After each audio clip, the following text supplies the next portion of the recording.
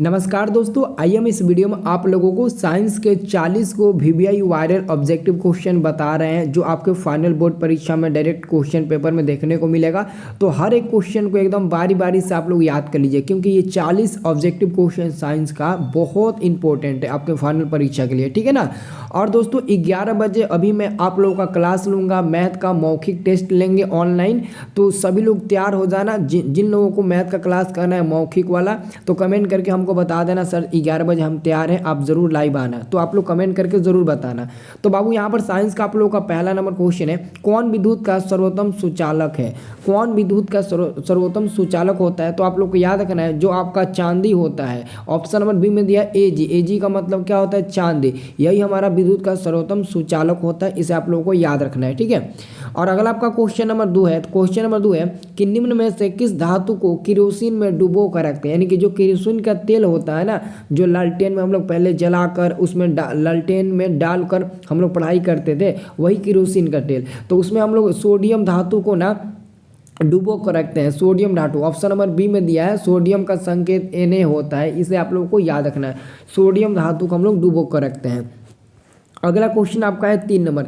ये क्वेश्चन बाबू, वह धातु जो सिर्फ अम्ल राज्य में घुलता है, वह धातु जो सिर्फ अम्ल राज्य में घुलता है वो होता है आपका ऑप्शन नंबर बी में दिया है एयू। एयू का मतलब होता है बाबू सोना। क्या होता है, सोना। सोना जिसकी परमाणु संख्या होता है 79। ये याद रखना है। कभी कभी एग्जाम में एयू की जगह पर सोना भी दे देगा और सोना की जगह पर एयू भी दे देगा, ठीक है। अगला आपका क्वेश्चन है 4 नंबर कि निम्नलिखित में कौन अक्रिय गैस है। तो ऑप्शन नंबर बी में दिया है अक्रिय गैस हीलियम। हीलियम का संकेत एच होता है। तो कभी कभी देख लेना, एच भी दे देता है और कभी कभी हिंदी नाम हीलियम भी दे देता है। तो 4 का आंसर आपका मिल जाएगा बी नंबर। अगला क्वेश्चन है लोहा की परमाणु संख्या। बाबू लोहा की परमाणु संख्या 26 होता है, इसे आप लोग को याद रखना है। लोहा की परमाणु संख्या कितना होता है, 26 होता है। अगला क्वेश्चन आपका है 7 नंबर कि जस्ता का अयस्क है। बाबू जस्ता किसका अयस्क होता है, तो जिंक ब्लेंड का होता है। जस्ता का अयस्क क्या होता है, तो जिंक ब्लेंड होता है। आप लोग को याद रखना है, आंसर मिल जाएगा 6 का बी नंबर, ठीक है। अब बाबू अगला क्वेश्चन देखिए आपका 7 नंबर। ये क्वेश्चन है पीतल है। तो बाबू पीतल मिश्र धातु का उदाहरण होता है। पीतल एक मिश्र धातु होता है, इसे आप लोग को याद रखना है। अगला बाबू क्वेश्चन है आप लोगों का, देखिए तो आप लोगों का अगला क्वेश्चन आपका है 6 नंबर, ठीक है ना। यहाँ पर ध्यान से देखिएगा, आपका 8 नंबर क्वेश्चन है अमोनिया के अणु में नाइट्रोजन एवं हाइड्रोजन के परमाणुओं की संख्या का अनुपात। तो बाबू अमोनिया NH3 होता है, NH3 होता है। तो यहाँ पर आपका N में एगो है और हाइड्रोजन में 3 गो है, तो 1:3। आंसर आपका मिल जाएगा डी नंबर वाला, इसे आप लोगों को याद रखना है। अगला क्वेश्चन आपका है 9 नंबर, निम्नलिखित में कौन सा संयोजी यौगिक है। तो बाबू ऑप्शन नंबर आपका हो जाएगा ए नंबर वाला CH4। CH4 को हम लोग मीथेन नाम देते हैं, जो सबसे सरलतम हाइड्रोकार्बन होता है, यही हमारा सहसंयोजी यौगिक होता है, ठीक है ना। इसे आप लोगों को याद रखना है। अगला क्वेश्चन आपका है 10 नंबर कि निम्नलिखित में कौन सा एरोमेट्रिक हाइड्रोकार्बन है। तो दोस्तों ऑप्शन नंबर आपका हो जाएगा सी नंबर, एरोमेट्रिक हाइड्रोकार्बन C6H6 हो जाएगा। और जो हम C6H6 बता रहे हैं ना, ये बेंजीन का रासायनिक सूत्र भी होता है और बेंजीन ऑलरेडी एरोमेटिक हाइड्रोकार्बन है, ठीक है ना, इसे याद रखना। 11 नंबर क्वेश्चन है सिंगल CHO अभिक्रियाशील मूलक को क्या कहते हैं। तो बाबू हम लोग CHO है ना, तो इसको हम लोग एल्डिहाइड कहेंगे। ऑप्शन नंबर 11 का ए नंबर मिल जाएगा एल्डिहाइड, ठीक है ना। और मैं आपको एक और बात बता दूं, देखो जो भी विद्यार्थी अभी तक कुछ भी नहीं पढ़े हुए हैं और उनके पास समय कम है, तो बाबू मेरे पास सभी विषय का ऑब्जेक्टिव और सब्जेक्टिव क्वेश्चन का पूरा A to Z नोट्स है। नोट्स मतलब कि उसमें हम वही क्वेश्चन आपको दिए हैं ऑब्जेक्टिव और सब्जेक्टिव, जो अगर याद कर लेते हैं तो फाइनल परीक्षा में आप फर्स्ट डिवीज़न तो ऐसे ही ला देंगे और पहले से थोड़ा सा पढ़े होंगे तो 400 प्लस आप नंबर ला देंगे, पक्का है। तो जिसको भी लेना है बाबू 199 रुपये खर्च करके आप ले सकते हैं। जिसको भी लेना है इस नंबर पर संपर्क करना 9244 59070799। इस नंबर पर पहले आप लोग फ़ोन करके बात कर लेना कि सर जी हमको PDF चाहिए, हम किस नंबर पर पेमेंट करें, पे फ़ोन करें, गूगल पे करें या फिर पेटीएम करें, ताकि हमको आप PDF दे सके व्हाट्सअप पर। तो मैं आप लोगों को व्हाट्सअप पर PDF दूंगा, इसे याद रखना, ठीक है। अब देखिए अगला क्वेश्चन आपका है 12 नंबर। ये क्वेश्चन है डालडा में उपस्थित वसा अम्ल किस प्रकृति का होता है। तो इसे आप लोग को याद रखना है। 12 का आपका सही आंसर क्या हो जाएगा बाबू। हाँ बहुत बढ़िया, बहुत बढ़िया जी, बिल्कुल बहुत बढ़िया, ठीक है ना। अरे नहीं, कोई बात नहीं, कोई बात नहीं, होता है, कोई बात नहीं है, कोई बात नहीं है। बहुत लोग इसका आंसर इधर उधर संतृप्त होता है ना। हाँ संतृप्त हाइड्रोकार्बन होता है, संतृप्त, ठीक है ना। ऑप्शन नंबर क्या मिलेगा, ऑप्शन नंबर ए हो जाएगा, संतृप्त हो जाएगा ना, ठीक है। हाँ ठीक है, बहुत बढ़िया। अब देखिए अगला क्वेश्चन है, आवर्त सारणी में कितने आवर्त होते हैं? आवर्त सारणी में 7 गो आवर्त होता है, देख लो 7, ऐसे भी लिखा जाता है 7, ठीक है ना। अगला क्वेश्चन है आपका कि मेंडलीव द्वारा छोड़े गए आवर्त सारणी के रिक्त स्थानों के बाद निम्नलिखित में कौन सा तत्व प्रतिस्थापित किया गया? तो गैलियम को किया गया। किससे? तो गैलियम को। 14 का आंसर मिल जाएगा ए नंबर। अगला क्वेश्चन, निम्नलिखित तत्वों में किसकी आयनन ऊर्जा अधिकतम होती है? तो ऑप्शन नंबर आपका हो जाएगा B number, fluorine. Option number क्या हो जाएगा? बी नंबर हो जाएगा, ठीक है ना। अब देखिए अगला क्वेश्चन है, स्वपोषी पोषण निर्माण की मूलभूत आवश्यकता है?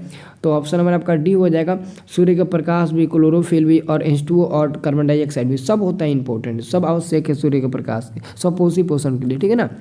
अगला आपका क्वेश्चन है 17 नंबर के, मनुष्य के आहार नाल में प्रोटीन का पाचन कहाँ होता है?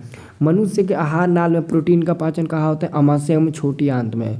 देख लेना, अगर ऑप्शन में केवल छोटी आंत दिया होगा उस पर भी टिक लगा सकते हैं, ठीक है। अगला क्वेश्चन 18 नंबर है, शरीर की सबसे बड़ी ग्रंथि कौन सी होती है? तो लीवर होता है, जिसको हम लोग हिंदी में यकृत बोलते हैं। तो ऑप्शन नंबर 18 का ए नंबर मिल जाएगा।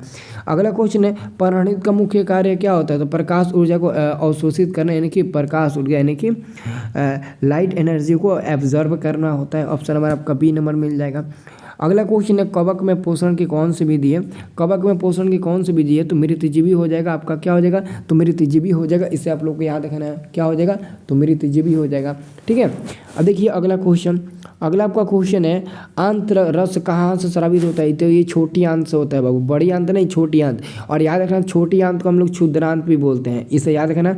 हो सकता है कि ये ना दे, क्षुद्रांत दे दे, ठीक है ना। तो क्षुद्रांत भी आप लोग टीके लगा देना, छोटी आंत का दूसरा नाम होता है क्षुद्रांत।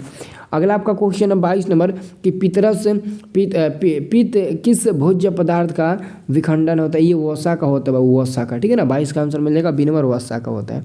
अगला क्वेश्चन, एंजाइम की भूमिका हमारे शरीर में किस रूप में होती है? तो बाबू जैव उत्प्रेरक के रूप में होती है, जैव उत्प्रेरक के रूप में होती है। आपका 23 का आंसर मिल जाएगा बी नंबर। अगला क्वेश्चन आपका 24 नंबर, तिलचट्टा में कितने जोड़े स्वास्थ्य रंध्र पाए जाते हैं? तो तिलचट्टे में 10 जोड़े पाए जाते हैं, इसे आप लोगों को याद रखना है। अगला क्वेश्चन 25 नंबर, इस क्वेश्चन को ध्यान से समझना, ये बहुत इंपॉर्टेंट क्वेश्चन है, एकदम नया नया क्वेश्चन है, ठीक है ना। तो ये क्वेश्चन आ सकता है एग्जाम में। क्वेश्चन है आपका, अपशिष्ट वायु निम्न में से कौन से मार्ग द्वारा बाहर निकलता है? तो ऑप्शन नंबर ए होगा, ठीक है ना। वायु कोष्टिका, श्वासनी, फिर श्वास नली, फिर ग्रास नली, फिर नसिका तंत्र, फिर बाहर। ऑप्शन नंबर आपका ए नंबर मिल जाएगा, ठीक है ना। इसे आप लोगों को याद रखना है, option A is a right answer, ठीक है। अगला क्वेश्चन है, किस प्रकार के श्वसन से अधिक ऊर्जा मुक्त होती है? तो वायवीय श्वसन से। श्वसन 2 प्रकार के होते हैं ना, 2 प्रकार के, वायवीय श्वसन, अवायवीय श्वसन। तो अवायवीय श्वसन से अधिक ऊर्जा मुक्त होती है, ठीक है। अगला क्वेश्चन है, मछली का श्वसनांक क्या होता है? तो बाबू गिल्स होता है। ऑप्शन नंबर आपका मिल जाएगा बी नंबर, मछली का श्वसनांक क्या होता है? गिल्स होता है। अगला क्वेश्चन है, एक स्वस्थ मनुष्य का रक्तदाब चाप होता है। तो देखो, एक स्वस्थ मनुष्य के लिए जो लगभग मतलब कि जो उसका रक्तदाब होता है ना, वो 120 मतलब कि लास्ट होता है। तो अगर ऐसे में क्वेश्चन पूछेगा तो आप 120/80 टिके लगाना, ठीक है ना। 120/80 पर टिके लगाना, ठीक है ना। इसे आप लोगों को याद रखना है, ये आप लोगों को बहुत मतलब कि आप लोगों के लिए इंपॉर्टेंट क्वेश्चन है। आपका अगला क्वेश्चन है, हृदय के वेश्मों का शिथिलन एवं संकुचन क्रमशः कहलाता है। तो क्या कहलाता है? इसे आप लोगों को याद रखना है। आपका सही उत्तर मिल जाएगा ऑप्शन नंबर क्या, हाँ ठीक है, बहुत बढ़िया, वेरी गुड, बहुत बढ़िया, ठीक है ना। डायस्टॉल एवं सिस्टॉल, ठीक है ना। आंसर मिल जाएगा बी नंबर। अब देखिए अगला क्वेश्चन है, रक्त बैंक के नाम से जाना जाता है। रक्त बैंक के नाम से किसे हम लोग जानते हैं? तो हम लोग प्लीहा को जानते हैं, प्लीहा, ठीक है ना। इसे याद रखना। अगला क्वेश्चन है, धमनियाँ शुद्ध रक्त पाई जाती है, धमनियाँ शुद्ध रक्त पाई जाती है। तो इसका सही आंसर मिलेगा हृदय से शरीर के विभिन्न भागों में, ठीक है ना। अगला क्वेश्चन, मानव रुधिर वहन करता है। तो बाबू आपका सही उत्तर मिल जाएगा ऑप्शन नंबर, इनमें सभी के लिए करता है ना, भोजन और ऑक्सीजन और मतलब कि बाकी सब पदार्थ के लिए। हाँ, आंसर मिल जाएगा आपका डी नंबर, ठीक है ना। 32 का आंसर आप लोग याद रखना, डी नंबर आपका सही उत्तर मिल जाएगा, ठीक है, सब लोग याद रखना। अगला क्वेश्चन है आपका 33, मनुष्य के वृक्क में बोमेंस संपुट एवं ग्लोमेरुलस मिलकर क्या बनाते हैं? तो इसका आपका सही जवाब हो जाएगा ऑप्शन नंबर आपका मिल जाएगा ए नंबर, मैक्पेगियम कोष, ठीक है ना। अगला क्वेश्चन, वृक्क क्रिया की कृत्रिम वृक्क किन क्रिया अवशिष्ट पदार्थों को बाहर निकालता है? तो यहाँ पर तो ऑप्शन में थोड़ा सा दिक्कत हो रही है, यहाँ पर ऑप्शन में लग रहा है कि नहीं दिया है। हाँ, अपवहन द्वारा, हाँ सही है, दिया है, ऑप्शन दिया है बाबू, अपवहन द्वारा दिया है ऑप्शन नंबर ए हो जाएगा।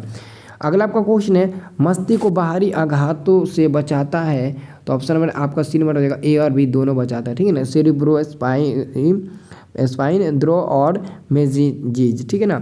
अगला क्वेश्चन मानव मस्तिष्क का जो स्तंभ भार होता है यानी कि जो सिर का भार होता है, ठीक है ना, आपका ऊपर वाला वो 1.4 kg का, कहीं कहीं दोस्तों ये देखो ऐसे दिया रहता है, कहीं कहीं 1.2 kg से लेकर 1.4 kg तक। आप इस पर भी टिक लगा सकते हो, ठीक है ना, आप इस पर भी टिक लगा देना क्योंकि 1.2 से 1.4 kg बिल्कुल सही आंसर है।